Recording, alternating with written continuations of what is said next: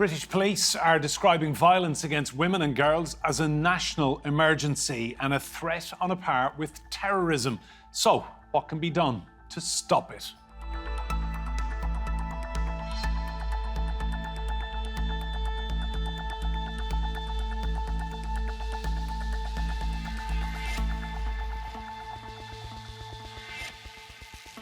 Hello and welcome to Roundtable. I'm Enda Brady. Now, the UK's government says women and girls are facing unprecedented levels of hate and sexual crimes.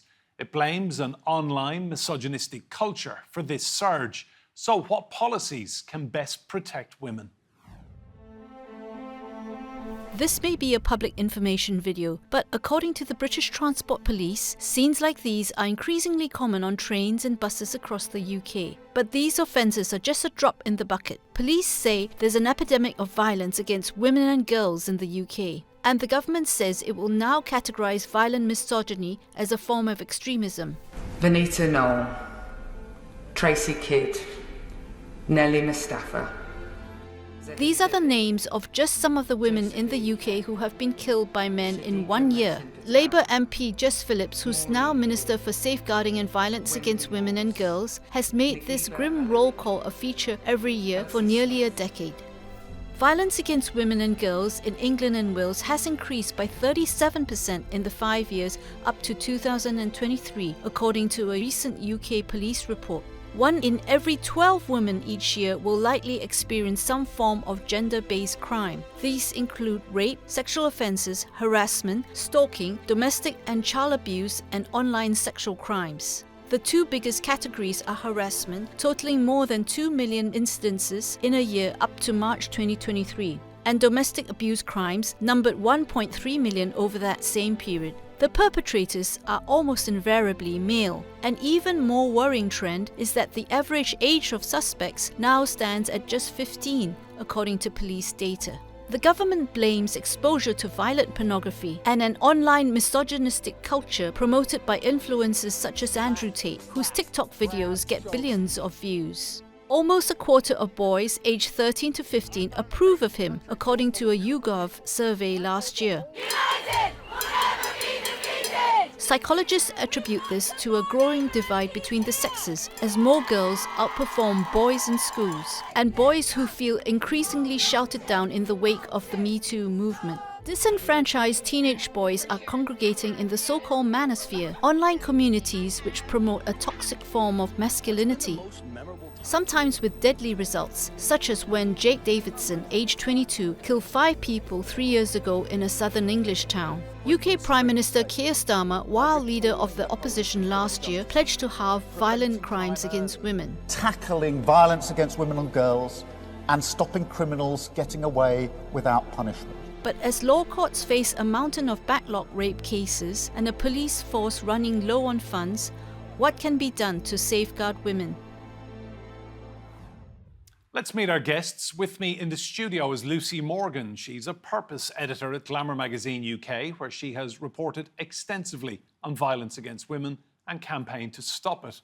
Also with me is Heather Brunskell-Evans. She's an academic and author specialising in violence against women. And Betsy Stanko is a criminologist and former head of evidence and insight in the Mayor of London's Office for Policing and Crime. You're all very welcome to Roundtable. Betsy, I'll come to you first. Why are we seeing this upsurge in violence against women and girls? Well, I wouldn't say it's an upsurge. I would say it's a constant, and that what we have now is more reporting and also more recording. So the police are actually writing it down where years they did not, and decided that what was being reported to them wasn't relevant to crime at all. So what's happening now is more reporting, more recording, and actually, police are taking it more seriously. And do you feel more women are speaking out? Oh, yes, absolutely. They are speaking out about the kinds of things that happen to women over decades and generations and hundreds and thousands of years. But it's the silence once broken, though, also has to be attended to. We need to think about how we do things differently and how we address it differently. Lucy, I'll come to you. What's your opinion on why we're seeing these numbers? Because they are absolutely shocking. They're shocking, but to people who work in the violence against women and girls sector, they're not. And to people who work with survivors, like I do, and prior to my work as a journalist, I worked in a refuge, they're not. We're more seeing evidence of what we know to be true. So in the past, when statistics have been released and they've not been as high, we've always known, well, this is the tip of the iceberg. And the fact, Betsy is completely right, that there is more reporting on it, so it feels that there's more of it happening. But it is just a constant. It has been a constant in women's lives since time immemorial. But yes, you are right. There is more. It feels shocking because now we have the evidence to back it up that it is happening, and we also feel that people care about it, which is thanks to the work of feminist activists throughout history. Heather, just hearing the phrase "tip of the iceberg," it's quite clear that what's reported, there's an awful lot more going on. Can I just say that I completely agree with both of my colleagues here that violence against women has been a permanent, possibly since time immemorial. But what we're doing now, for the reasons already expressed, we're recording it, we understand it better, it's possible to acknowledge it, and so on. I'm a bit wary of the phrase, this is the tip of the iceberg, because I think that we can almost become, not that we're over-exaggerating something, absolutely not, I don't think that we are, but I think these phrases get caught up in social media and that can get a quality of their own so that it becomes something that is actually, that we can't talk about in a calm manner. There's almost a hysteria about it, which I don't think is actually going to be helpful. The truth of the statistics are sufficient in themselves for us to be very concerned. We don't have to say it's the tip of the iceberg. Betsy, you've worked extensively with law enforcement. One statistic that I found quite shocking, England and Wales, 20% of crime is domestic abuse. So for a lot of women, this is not happening outside the home, this is happening at home. Well, actually, the majority of violence happens at home. And that's one of the things that the work in the refuge movement and throughout, again, the last 4 decades, is we began to try to document what that actually was. So what's interesting for me is when I first started working in the police, that percentage was much lower. And that's because, one, the police didn't record it as domestic context, and the second is that women are reporting more. So the fact that it's become 1 in 5 of the crime demand for police is significant because the police resources are not 1 in 5 to deal with violence against women. So that the demand is much higher than their resources and, frankly, their training and their skill base. Lucy, I want to talk about the internet and social media and a word I hesitate to use in this conversation, influencers, for all the wrong purposes. And we're going to talk about one man's name in a moment. But how much of this is driven, do you think, by the internet and young men in particular going onto certain websites and following certain people? I think with every digital advance, every technological advance, there will always be those who use it as a means to enact violence against women. There are those who use it as a means to profit from violence against women, and those who can profit from spreading this misogyny, this misogynistic narrative about women, that it's men and boys' birthright to be superior over women. It's a very seductive narrative that I guess so-called influencers can peddle and can profit from. And yeah, the internet is a vehicle for that. And it's a tough one to act on because the internet is all-consuming. We need tech companies to be firm, and they won't. They won't act on it. We need the law to have these gaps filled in so that it's not just piecemeal laws on the internet that women have to sift through, women and police have to sift through for hours to try and find a way of getting a prosecution. And yeah, there's a lot that needs to be done, and it can feel so overwhelming. It does feel overwhelming to try and deal with. Yeah. Heather, how do you feel about these big tech companies that they're making billions and billions of pounds and dollars, and yet a lot of this content, this hatred, this misogyny against women, they're making cash off the back of this?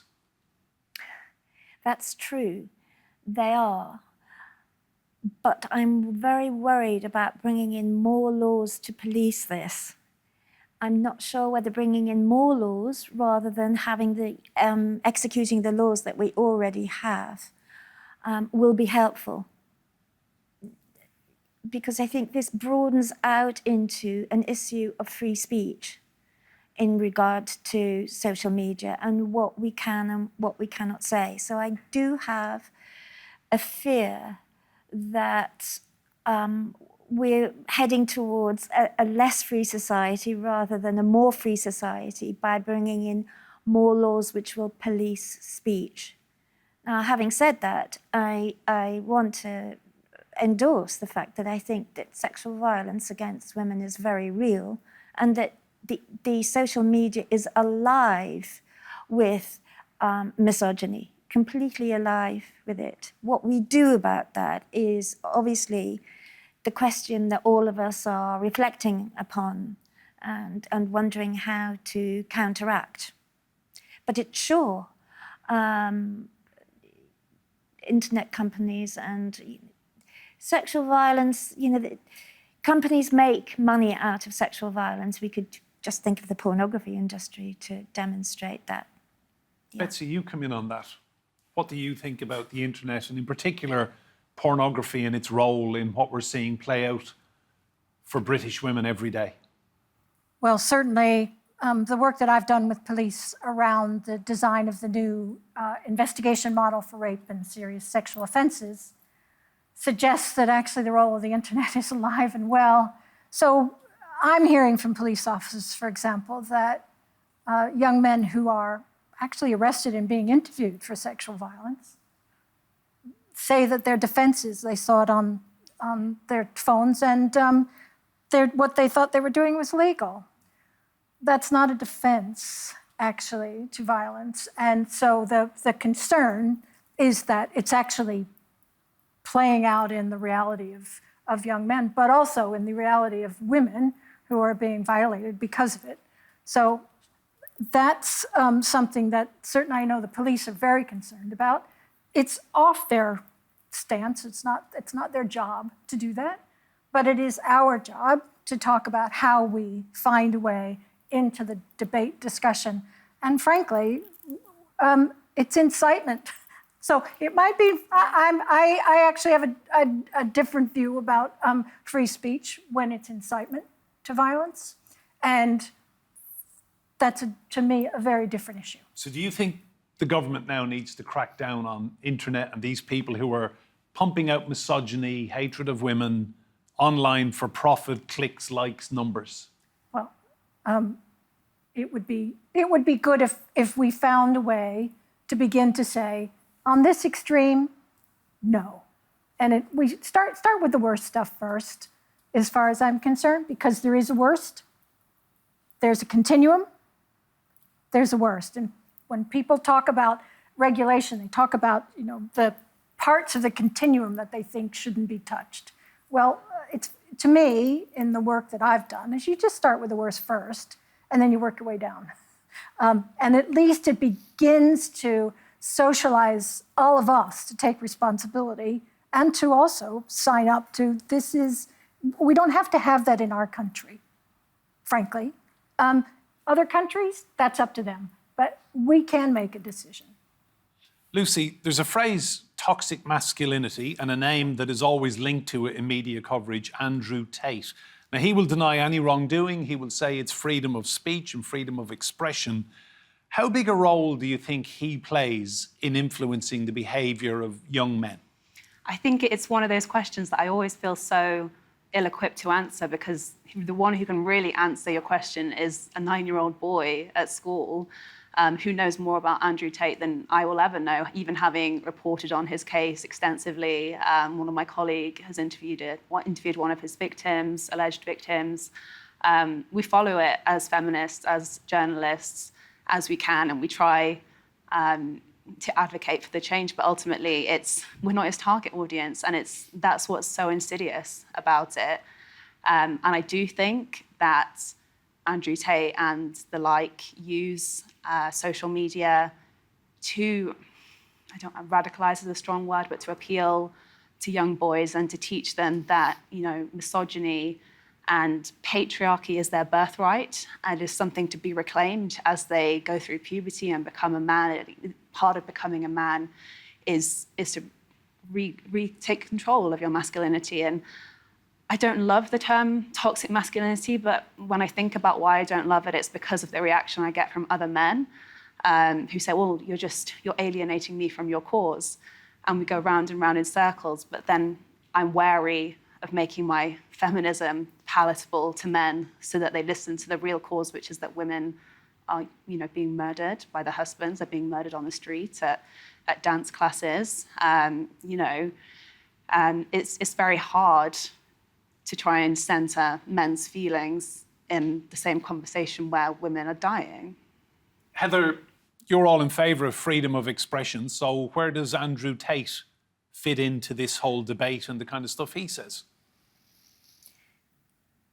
If I just go back to the pornography thing, I think pornography is an incitement to violence, and I think that somebody like Andrew Tate is inciting violence. It's part of that larger framework. Well, where do I stand on it? I would like to silence it all. That's one thing I would like to do. But I do think that we have to be aware of larger issues that are going on in society, and that for the people that I would like to silence, others might like to silence me on this issue, for example. And so we have to be able to tolerate an open discussion without immediately resorting to, I'm going to silence that. I think that genuine freedom occurs when we can get everything out in the open and we can discuss things. Some men are very exercised when you begin to have this discussion. So the thing is, we have to keep having it, whether they're exercised by it or not, and then they can come back with their own views about it. My fear is that the more authoritarian we get in society, the more things go underground, and the problem actually becomes worse. It's not alleviated, it actually becomes worse. So Andrew Tate obviously sees himself as belonging to an oppressed minority that can't speak out, and it's because of his self-identification as somebody who's oppressed and a trailblazer for poor men who haven't had a voice because feminists have shut them up for a number of years. It's precisely because he can get the hold of that narrative which makes him so powerful. So I'm wanting to think of ways to counteract that sort of embedded, I'm a freedom fighter when I discuss men's birthright is to dominate women, for example. Betsy, you're originally from the United States. You've lived in the UK for 4 decades. Tell us about the United States on this. Is it any different to the numbers we see in the UK per head of population? Well, what's interesting is that actually when you think about the 1 in 3 women have experienced sexual violence in their lives, or 1 in 4, it's actually quite universal. So those numbers are comparable. Frankly, I know more about this country than I know about the US. And one of the ways that we started the work 4 decades ago was to start to count how many, because nobody else did. They didn't count dead women, and they didn't count how many women experienced rape or sexual violence. And they didn't even have the laws that would enable you couldn't be raped by your husband. I mean, there are lots of exceptions. 40 years later, in terms of what has happened over time, is that we acknowledge that you can be raped in marriage. It's the lowest conviction rate ever in this country. You're less likely to be convicted for being raped by your husband. You're more likely to be raped by your husband. less likely to be convicted. So that the contexts of violence are very, very different, but they also are the same in the US, in Canada, in Sweden. Domestic violence still looms large as the biggest contributor to sexual violence. Lucy, I want to talk about public transport. We had some statistics recently, which I'm sure you saw, from British Transport Police. So they look after the rail network and the trains and the tubes and what have you. 50% rise in attacks on women and girls in 2 years, up last year to 11,357 reported incidents.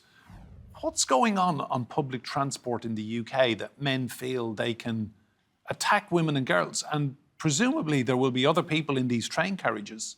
Yeah, you're absolutely right. And unfortunately, it's not just on public transport. It's the same entitlement that exists in the rest of society. But I guess public transport is one enclosed space. There are many other factors that perhaps influence a person's decision to harass a woman. So it's an enclosed space. There isn't often visibility of police officers, even if there are, even if the British Transport Police are active, which they are. And, even if there's, I think it's the Railway Guardian app, and there's all the signs saying, staring can be inappropriate. There's a kind of feeling, especially on the tube, that no one's watching, and there is this problem with bystanders as well. I know last year we reported on the story of a woman who was raped on an underground tube, and actually no one intervened, no one stopped. And it's hard because you think, what would I do in that situation? Would I be the hero? Would I stop? But actually for women in that situation, and the poor woman herself, sometimes the safest thing is to not do anything. And, there's a freeze response. People don't know what to do. I guess it is just a microcosm, really, of wider society. But then there are these factors that make perpetrators feel as though they can get away with it, even if we hope, that they won't. And this man who did this to this poor woman, he did, he was caught and sentenced. So we'll see. Heather, just on that point, I was about to ask, what do we think of people who see what's going on trains and tubes and don't intervene? I mean, it's a moral issue, but what do we make of well-built men who stand back and watch this kind of thing happen and don't do anything? It is a peculiar phenomenon, I have to agree. I mean, we could argue that it's possible to be lawless in all kinds of situations now, like going into a supermarket and stealing food, so we could look at it that way. But I also look at it another way. It makes me sound terribly old-fashioned, I suppose. This idea that men shouldn't step in such situations is maybe, and I dread to say this, a sort of offshoot from a feminist movement in which it was argued that men and women are equal to each other, and women are, of course, just as strong psychologically and emotionally as men. But I think there's a sort of a lack now in society of chivalry. I can't believe I'm saying this, but I do genuinely think that there is something shifting in our society at the moment, in which chivalry, good manners, and so on are receding. And perhaps men would feel better, not that this is for the purposes of making men feel better, but have some sense that they have a role in that, yes, please step in when they see sexual violence happening in front of them. Yes, we would actually quite like them to do that. Betsy, what would you say to any young man watching this roundtable and having gone online and seen the kind of stuff that's out there about their behaviour going forward? Challenge their mates, challenge the content. Hopefully they were raised by good feminist mothers and lived in a safe household. Because if they didn't have those additional guidances, and